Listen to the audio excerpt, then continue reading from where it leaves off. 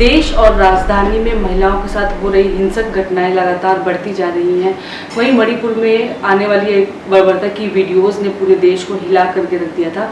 इस वक्त हमारे साथ है दिल्ली महिला आयोग की चेयरपर्सन स्वाति मालीवाल जी। आइए हम उनसे जानते हैं कि अभी आप मणिपुर के दौरे से आई हैं, वहाँ इतना ज़्यादा दहशत का माहौल है, चाहे वो महिलाओं के साथ बर्बरता हो या जो और भी अन्य लोग रह रहे हैं उनके साथ जैसा हाल था, उन सारी समस्याओं को देखते हुए आपने राष्ट्रपति जी को पत्र लिखा है। तो आप उनसे किस तरीके की उम्मीद करती है कि किस तरीके के जवाब आए और आप क्या चाहते हैं? मैं मणिपुर गई थी, वहाँ की हालात बहुत ही ज़्यादा ख़राब हैं और इसीलिए मैंने प्रेसिडेंट को पत्र लिखा है और उनसे मैंने मांग करी है। सबसे पहले तो मणिपुर में प्रेसिडेंट रूल लगा दिया जाना चाहिए और वहाँ के जो मुख्यमंत्री हैं उनका इस्तीफ़ा ले लेना चाहिए। दूसरा, प्रधानमंत्री जी और उनके यूनियन कैबिनेट मिनिस्टर्स उनको तुरंत मणिपुर जाना चाहिए और कोशिश करनी चाहिए कि सिचुएशन को डीएस्केलेट किया जा सके। तीसरी बात यह है कि SITs फॉर्म होने की ज़रूरत है। ये मणिपुर में इस तरीके के दंगे कैसे हो गए, क्या कारण थे, सरकार का क्या रोल रहा, क्या सरकार ने कुछ स्टेप्स उठाए इनको रोकने के लिए, क्या करा सरकार ने, इन सब के ऊपर इन्वेस्टिगेशन होनी चाहिए। और ये भी बताया जा रहा है कि मणिपुर से बहुत ही बड़े तबके में, बहुत बड़े नंबर में weapons, sophisticated weapons, guns, AK-47 ये सब लूट ली गई हैं मणिपुर पुलिस की। तो ये कैसे लूटी गई, इसको वापस लाने के लिए सरकार ने क्या काम किया, इन सब के ऊपर एक इन्वेस्टिगेशन होनी चाहिए जो कि एक SIT headed by retired justice of the supreme court, वो उनको करना चाहिए। साथ ही मैंने ये भी डिमांड की कि जो सेक्सुअल असॉल्ट के केसेस हैं उनकी भी जांच SIT के द्वारा होनी चाहिए। मेरी ये भी मांग है कि जितनी सेक्सुअल असॉल्ट की सर्वाइवर्स हैं उन सबको वहाँ से लेकर दिल्ली लाना चाहिए। दिल्ली में उनका रिलोकेशन होना चाहिए, उनको घर मिलना चाहिए, जॉब मिलना चाहिए, 25 लाख रुपए मिलने चाहिए जिससे कि वो अपनी ज़िंदगी ठीक से बिता पाए। हमने ये भी मांग करी है कि हेल्पलाइन एक लॉन्च होनी चाहिए इस वक्त मणिपुर में, बहुत ज़रूरी है और तुरंत होनी चाहिए। क्योंकि आप ये देखिए, मैं बहुत लोगों से मिली, बहुत महिलाओं से मिली और मैंने ये देखा कि लोगों में बड़ा डर है कि वो अगर बात करेंगे सेक्सुअल असॉल्ट के बारे में तो उनका वो समाज क्या कहेगा, लोग क्या कहेंगे, तो लोग उससे उभर नहीं पा रहे और बहुत ट्रॉमा में, और लोगों को लगता है कि क्या ही हो जाएगा अगर हम बताएंगे भी। तो एक हेल्पलाइन लॉन्च होनी चाहिए, वाइड पब्लिसिटी होनी चाहिए और सरकार को साथ खड़े होते हुए दिखना चाहिए सेक्सुअल असॉल्ट सर्वाइवर्स को, और उनको यह आश्वासन देना चाहिए कि कुछ भी हो जाए उनका नाम रिवील नहीं करा जाएगा।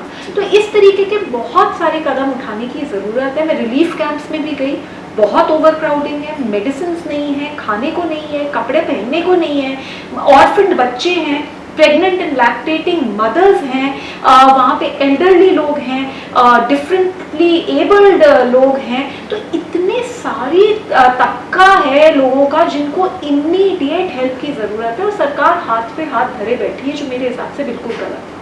जी बिल्कुल, ये तो मणिपुर की बात हुई। और अगर हम दिल्ली की बात करें तो इसी हफ्ते दिल्ली में 3 महिलाओं की हत्याओं के मामले अलग अलग जगहों से सामने आए। और जब बात आती है महिलाओं की सुरक्षा की तो महिला आयोग, दिल्ली महिला आयोग का नाम सबसे पहले आता है। और अगर निर्भया के दौर की बात करें, उस समय जो है दिल्ली महिला आयोग ने बहुत सारे वायदे किए थे। आपको क्या लगता है उन वायदों को पूरा करने में कहाँ कमी रह रही है जो आज भी महिलाएं इतनी ज़्यादा शिकार हो रही घटनाओं की?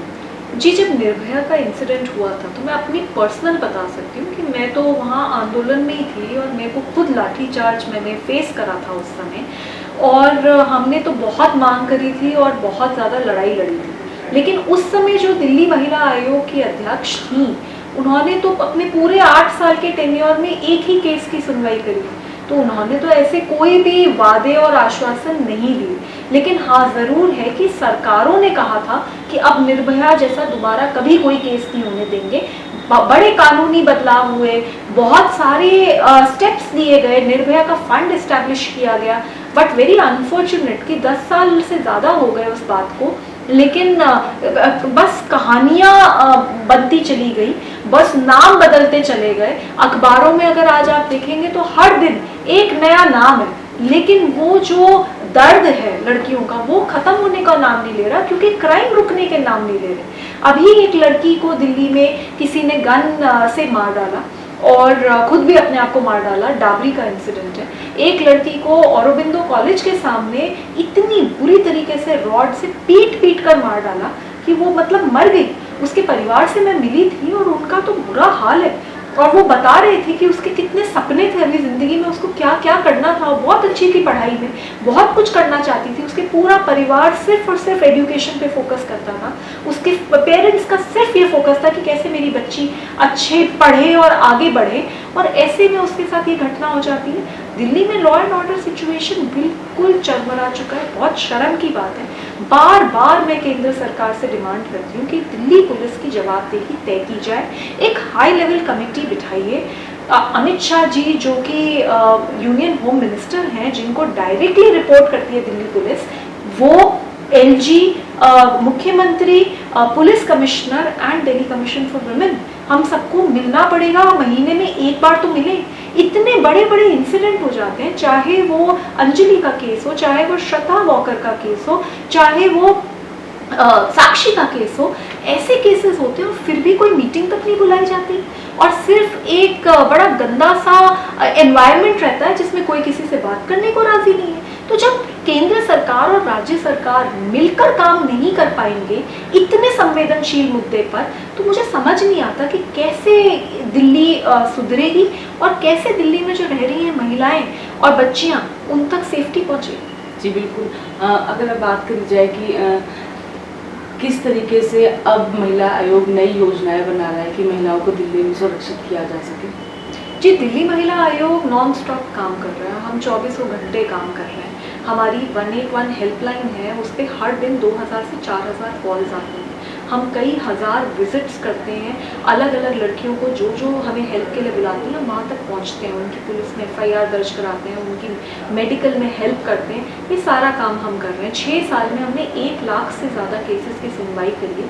जब से हमारे से पहले जो चेयरपर्सन थी, उन्होंने 8 साल में 1 केस की सुनवाई की थी। तो दिल्ली महिला आयोग नॉन स्टॉप काम कर रहा है और उस बात को सब मानते भी हैं, सब समझते भी हैं। 24 घंटे हमारा काम चलता है, 1 मिनट भी ऐसा नहीं होता कि दिल्ली महिला आयोग शांत बैठा है। हम लोग काम कर रहे हैं, लेकिन बड़ा दुख होता है। I am very proud of the work that we have done, but I feel very unhappy as a person. I am feeling very unhappy. मुझे बहुत बुरा लगता है, क्योंकि इतनी मेहनत करने के बाद अगर दिल्ली में क्राइम नहीं रुक रहे तो फिर क्या फ़ायदा। एक 8 महीने की बच्ची के साथ दिल्ली में रेप हुआ था, 3 ऑपरेशन करवाए थे हमने उसके, तब जाके वो बची। उसके बाद मैं अनशन पे बैठी, 10 दिन तक भूखी रही, तब जाके देश में केंद्र सरकार ने कानून लाया कि छोटे बच्चों के बलात्कारियों को फांसी की सजा दी जाएगी। मेरी मांगे मानी गई, मैंने अनशन तोड़ा, लेकिन 1.5 साल में मुझे फिर अनशन पे बैठना पड़ा, क्योंकि कानून तो आ गया, पेपर पे आ गया, पर लागू नहीं होता। तो जब तक कानून को सख्ती से लागू नहीं किया जाएगा, जब तक एक ऐसा सिस्टम नहीं बनाया जाएगा कि हर हाल में सजाएं हो, तुरंत सजाएं हो, प्रोसेस द्वारा सजाएं हो, तब तक कैसे बदलेगा ये देश और कैसे बदलेगी राजधानी। राजधानी आज rape capital of the world के नाम से इनफेमस है। मेरे हिसाब से इससे बड़ी शर्मिंदगी की बात हमारे लिए नहीं हो सकती, और इसके ऊपर काम करने के लिए जब तक केंद्र सरकार और राज्य सरकार साथ मिलकर नहीं काम करेंगे, कुछ खास बदलेगा नहीं। और सीरियसली इसमें ओनस केंद्र सरकार पे है, क्योंकि Delhi police directly reports to the central government. जी बिल्कुल। आपने बताया कि महिला आयोग में बहुत सारे केस आते हैं महिलाओं की समस्याओं को लेकर के, तो अभी हाल फिलहाल में सबसे ज़्यादा जो आपके यहाँ केस दर्ज हुए हैं वो किस तरीके की समस्याएं थी महिलाओं की? जी, ओवर 60 to 70% केसेस जो दिल्ली महिला आयोग में आते हैं वो घरेलू हिंसा से रिलेटेड होते हैं।